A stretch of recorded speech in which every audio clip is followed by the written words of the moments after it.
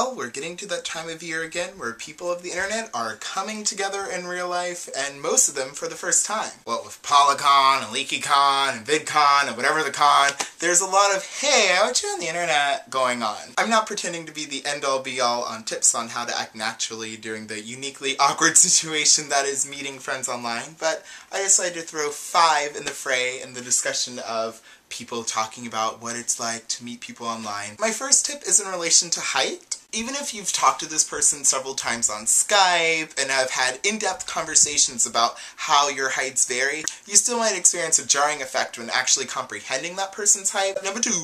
That person's demeanor might be very different than what you expect. This tip's more handy when it comes to larger gatherings. If you're meeting one-on-one, you probably know what that person's demeanor is going to be like, but usually at larger gatherings you might find someone with whom you usually interact through YouTube comments or tweets, so you might not fully understand that person's inflections and mannerisms. My third tip is probably more relevant again to larger gatherings. When you're walking along and you see someone who maybe you follow on Twitter but you don't really talk to that much and you don't really care to say hi to them, but then at the end when it's all over and you're home, you feel like you should @reply them or leave them a comment and say, hey, I missed you at this event, but I wish I could have said hi.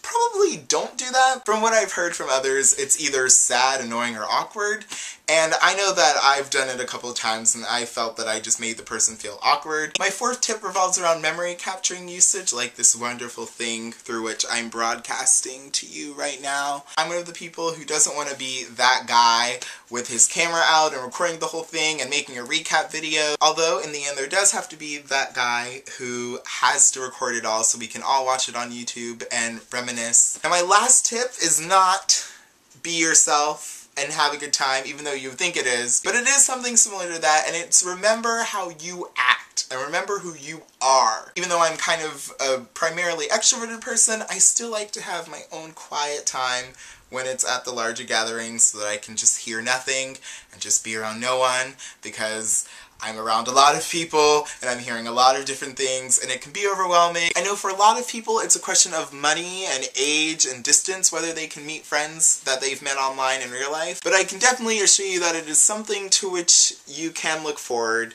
because it is definitely a unique experience. It is usually always fun. You're probably not going to meet someone one-on-one that you dislike. So go out to those local Wizard Rock shows and visit people who live within driving distance and save up money and go to a conference with an IRL friend if you feel more comfortable doing that, and go to the Tour de Nerd Fighting when that happens in, I think it's January, right? And for those of you going to that thing that I don't even care to mention, I will be there and I hope to see you, and I will give you a sticker and you can carry me around wherever you go, or you can throw it in the trash can.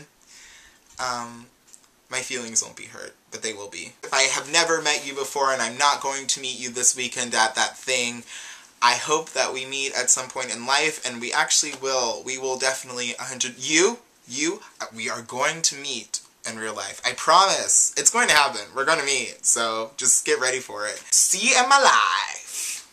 At some point in my life.